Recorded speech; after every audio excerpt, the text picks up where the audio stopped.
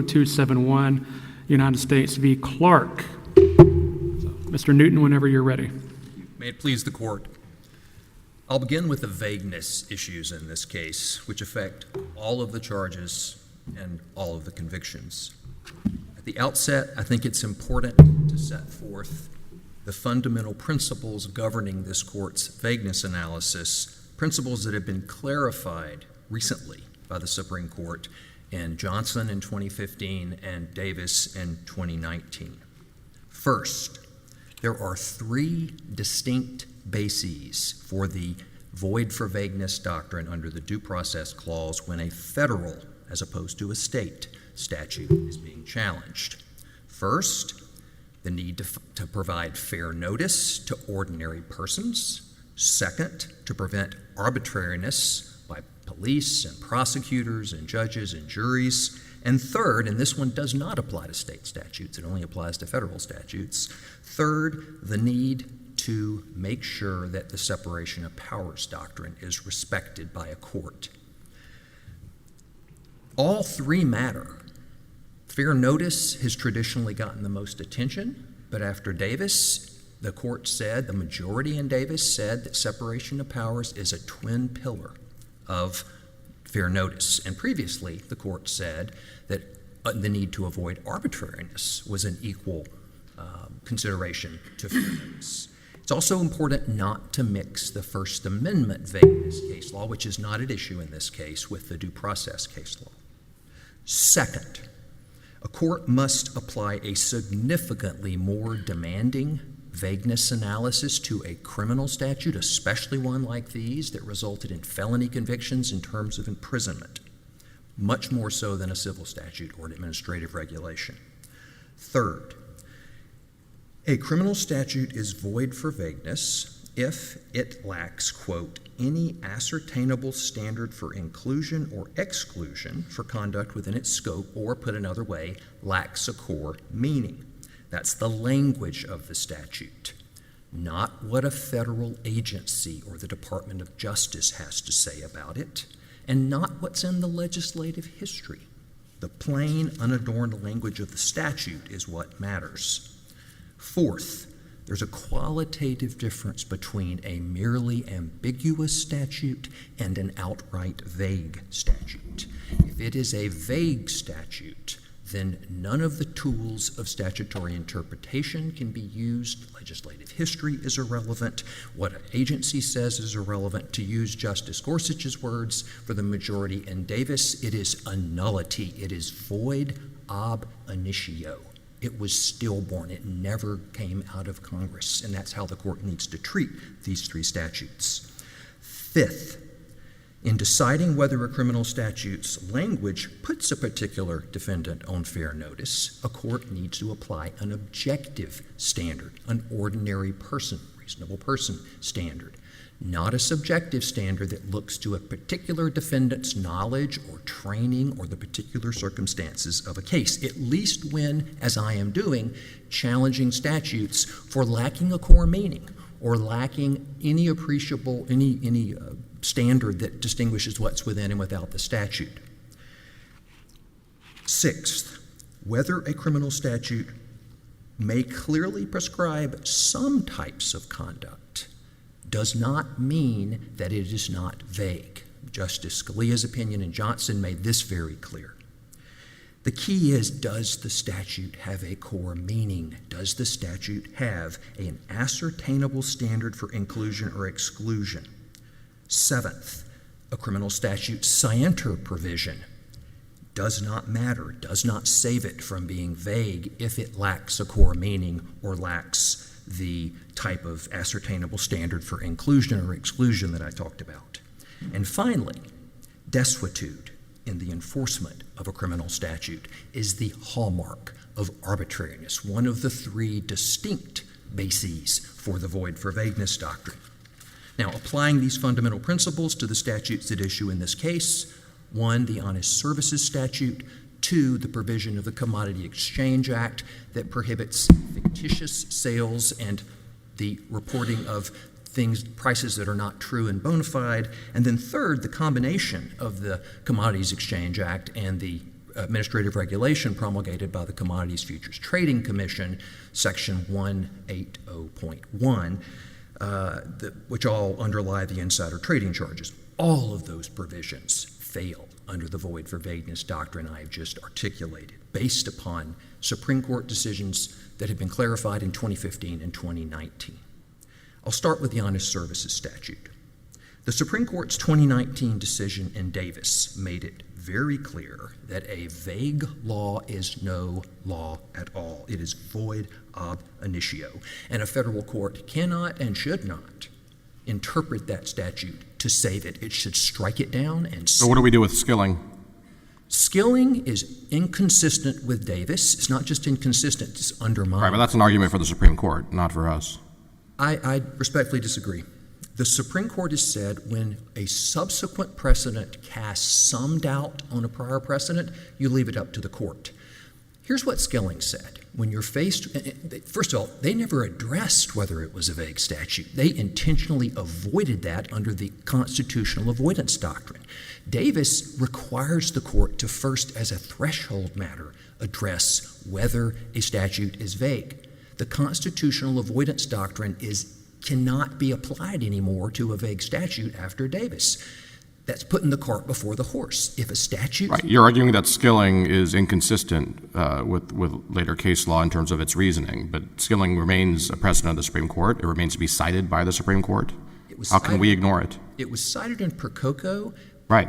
But no one argued that it was undermined by Davis, and under the well-established rule that a court does not address a constitutional issue unnecessarily. If you look at the briefs in Percoco, no one mentions Davis. No one makes this argument.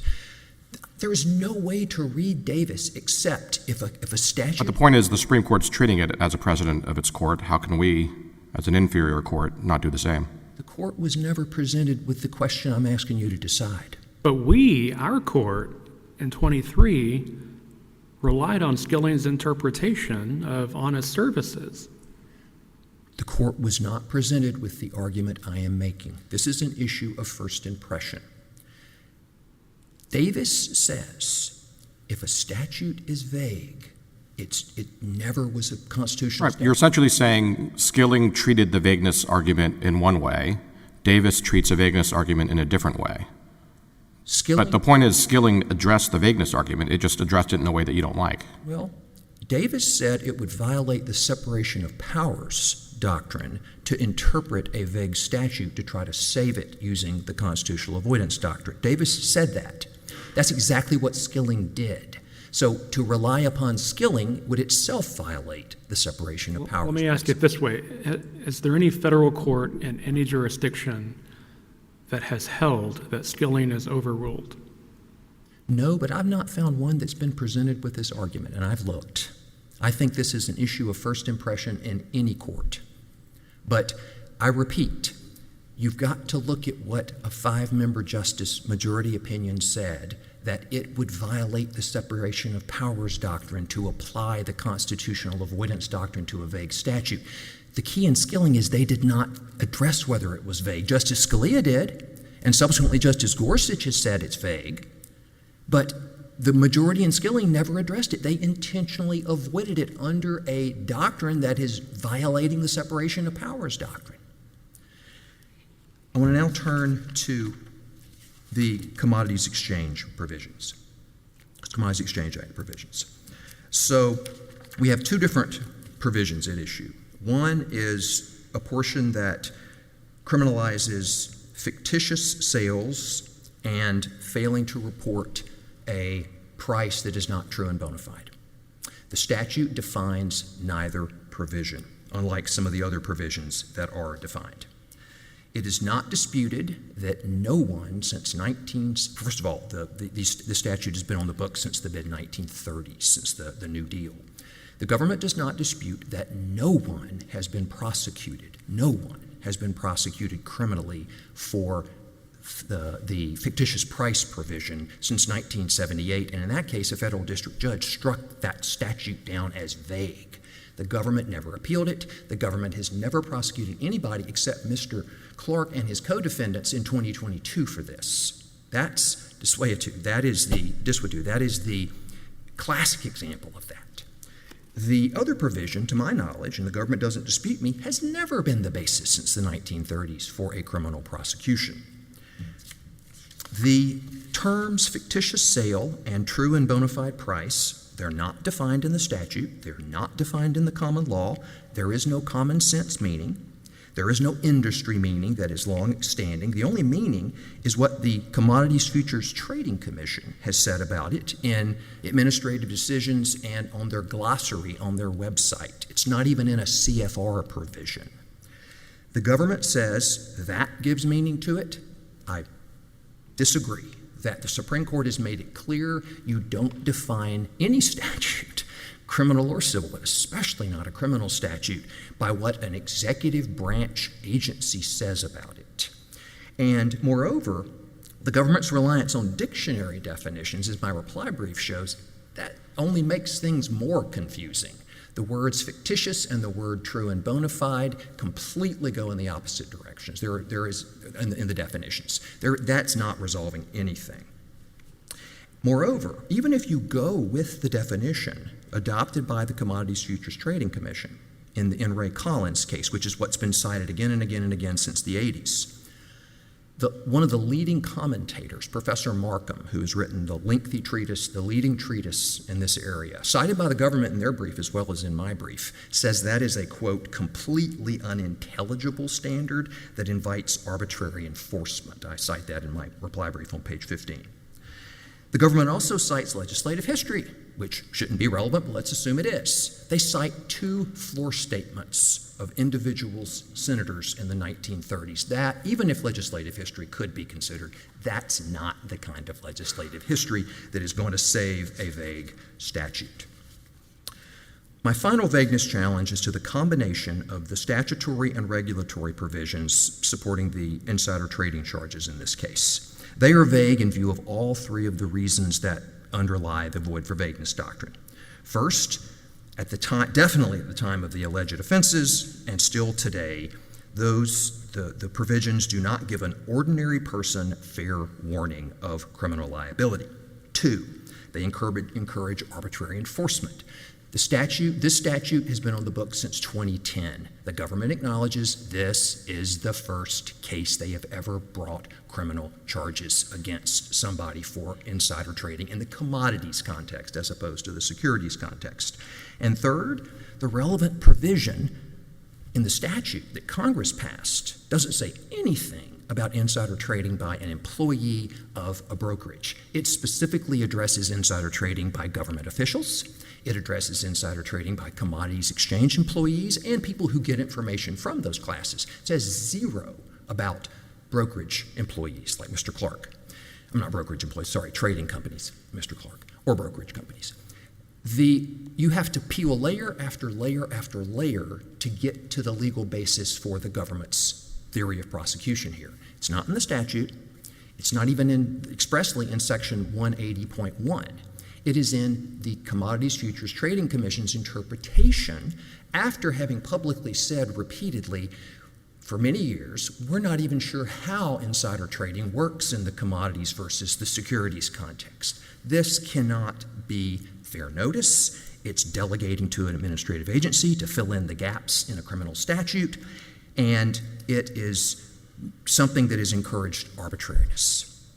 Regarding my different challenges to the Commodities Exchange Act and the CFTC's regulations, the government says, well, but Mr. Clark was sophisticated, he worked in this area for many years, and he was specifically trained on the CTFC and commodity exchanges rules. The problem with that argument is it ignores the objective standard that this court applies. This is not a subjective standard, this is an objective standard. The government also says, well, but this was an economic provision, and courts should give a more generous view towards economic regulations. That's true if it's civil, it's not true if it's criminal. These are serious felony charges that resulted in a lengthy prison sentence. How would you frame a statute that would reach this conduct? I'm sorry, Your Honor. If the legislature or Congress were mind to zero in on this fact pattern, how would they frame it to be constitutional under your argument? they would have added another provision to the express insider trading provisions of the statute they enacted as part of Dodd-Frank that would say this also includes employees of trading houses and brokerage firms and the like. Instead of requiring you to dig 3 layers down in a, not even something in the something in the CFR, but nothing in the CFR that expressly uses the words insider trading. Okay, Mr. Newton, we'll see you back on rebuttal. Thank you. Appreciate it. Ms. Groden, welcome. Good afternoon.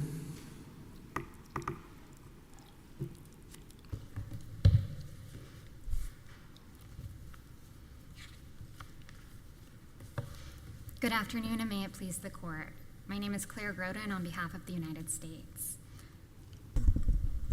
Much of this afternoon's conversation has focused on Mr. Clark's vagueness challenges, so that's where I'll begin my discussion today. Before I dig into explaining why each of the provisions Mr. Clark challenges is not vague, it's worth taking a step back to note the strange nature of this appeal. Mr. Clark's arguments in the briefing and a little bit today sound like a backdoor attempt to argue that the statutes he admitted violating do not actually apply to his conduct. But he is raising a facial vagueness challenge, and in doing so, he shoulders a much more demanding burden. To invalidate a statute as facially vague, he must demonstrate not only that the law is vague as applied to him, but also that it is impermissibly vague in nearly every application. And Mr. Clark is particularly ill-suited to bring this facial challenge because he has admitted that his conduct falls within the statutes at issue and that he knew he was violating the law at the time. That's at ROA 557, the plea agreement. None of the laws that Mr. Clark challenges here is vague. First, Mr. Clark's argument that the Honest Services Fraud Statute is vague is squarely foreclosed by the Supreme Court's decision in Skilling, which held that Section 1346 is, quote, not unconstitutionally vague. That's Penn site 412. My colleague makes arguments that the basic principles of vagueness doctrine have been undermined by the Supreme Court's recent decisions in Johnson and Davis. I think that's clearly not true. It's mixing up 2 distinct principles of the vagueness doctrine. The first principle is who can bring a facial challenge to a statute, and that has long been settled in the Supreme Court and in the Fifth Circuit.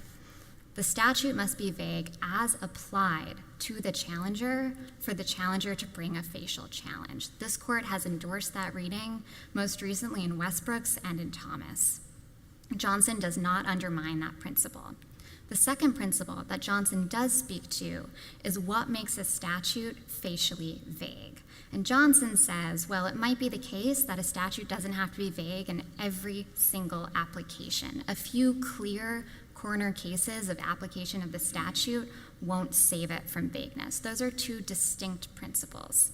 And here, the important principle is that the statute clearly applies to Mr. Clark's conduct. So moving on to the Commodity Exchange Act provisions.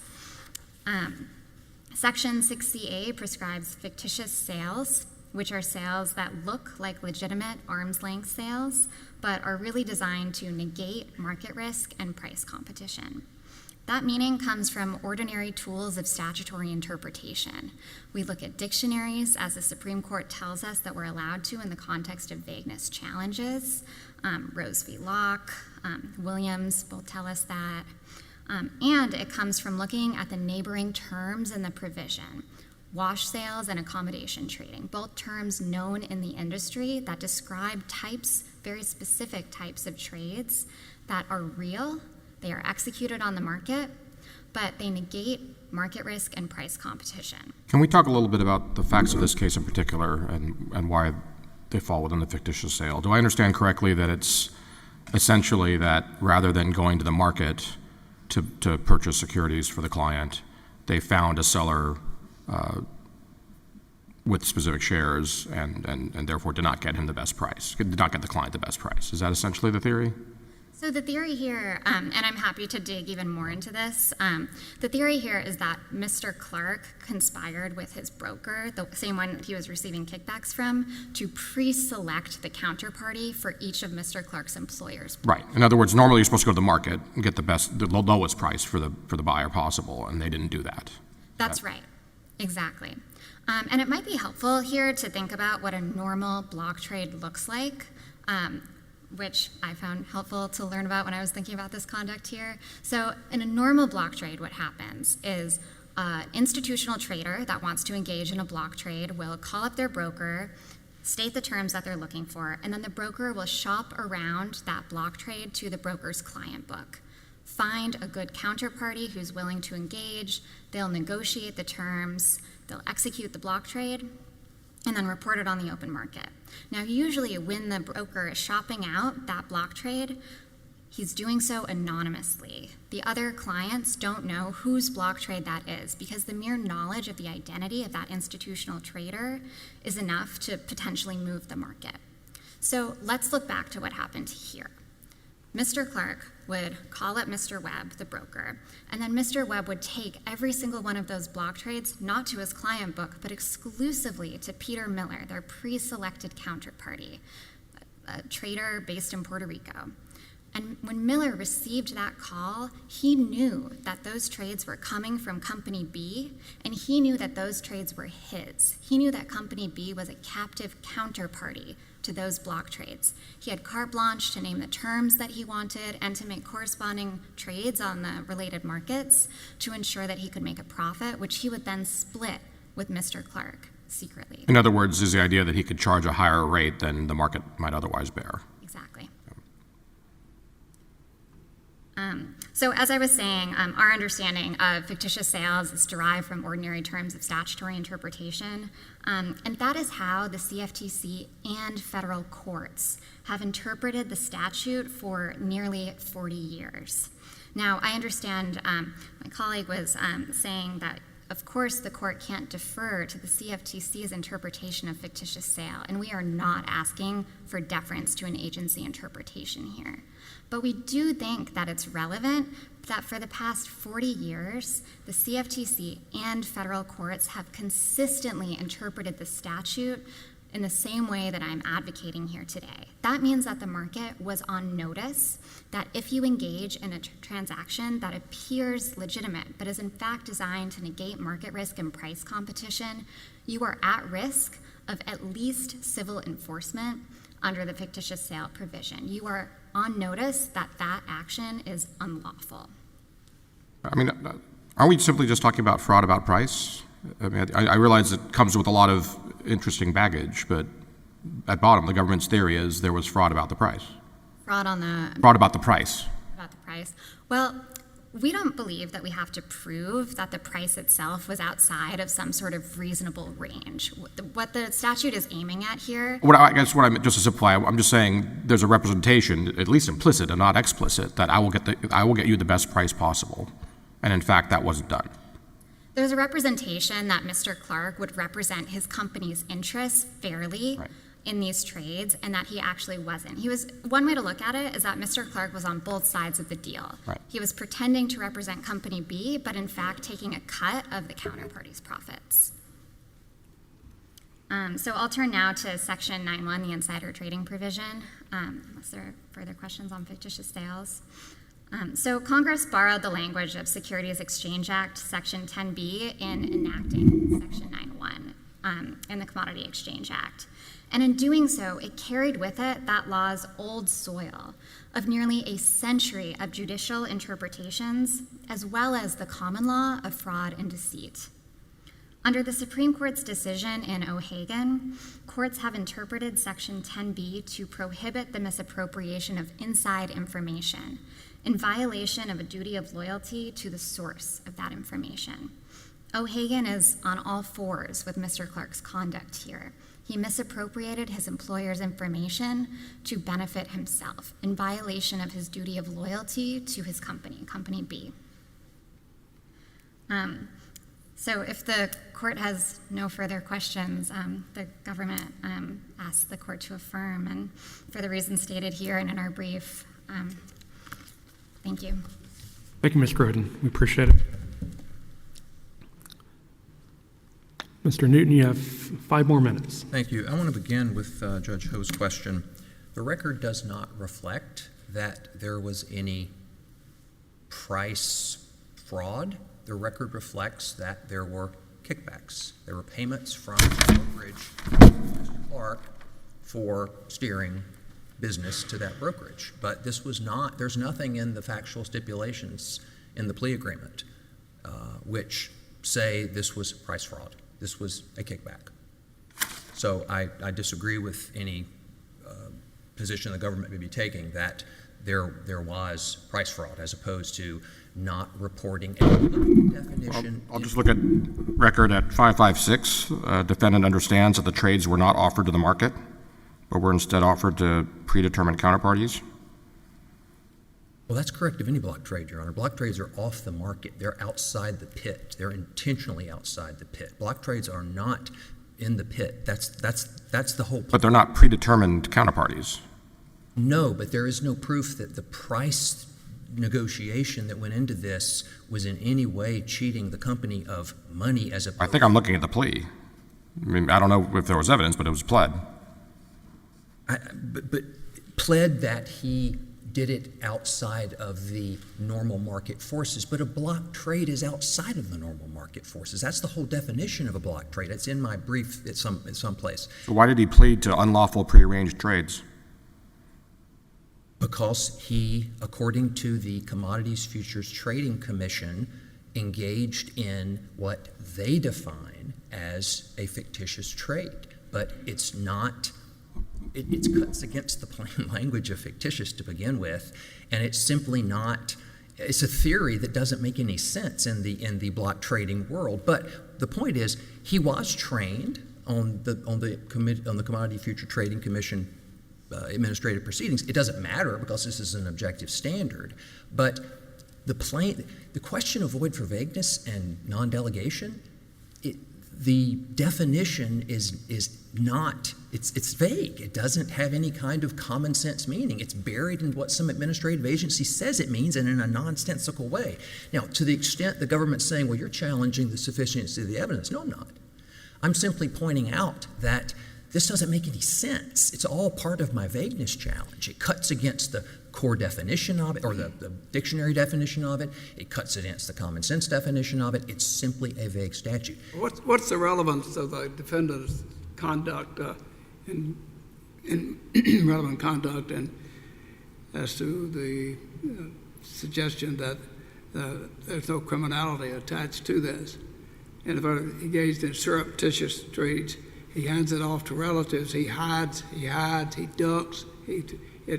He's not conforming. He's violating his own internal policies within the rules themselves. Is that really relevant when you ask the question of void for vagueness as to this conduct? It is irrelevant under an objective standard. He was trained on administrative and commodities rules. There was nothing about criminal law that he was trained on. It was briefly mentioned in 2018 after the dates that he was convicted of in this case. Did he engage in that kind of behavior? Absolutely. Is it relevant to your void for vagueness and delegation doctrine analysis? No. It's an objective standard. The court said that again and again and again. It's an ordinary person. It's not a sophisticated commodities trader who was trained on something at his company trainings. So you disagree with the theory that it has to be vague as applied to your client? Absolutely. The Supreme Court, necessarily in Johnson and Davis, were not concerned with what any individual may have done in their particular case. They were concerned with whether the statute had a core meaning, had a readily ascertainable standard for exclusion and inclusion. That's the only question to be asked. Imagine a statute that says you can't commit falsity about price. Would that be void for vagueness? Yes, because falsity about price doesn't have a core common law meaning. It doesn't have a meaning that Congress gives definitions to these other terms. That's also very important. They give definition to other terms in the statute. They don't give. What's vague about a false representation about price? And in what way? False in what way? We are talking about congressional language that has to be. Davis said it needs to clearly prescribe. How can this to an ordinary person clearly prescribe? It doesn't. And so About perjury. Perjury has a common law meaning. But fictitious price does not go back to the founding of our country. True and bona fide price do not go back to the founding of our country. And honest services do not go back to the founding of our country. These are novel 20th century New Deal terms. Cheating does. I'm sorry? Cheating does. That's not language in the statute. Oh, it's not the right word, but, all right. Thank you. Thank you very much. The case is submitted. We appreciate your arguments today.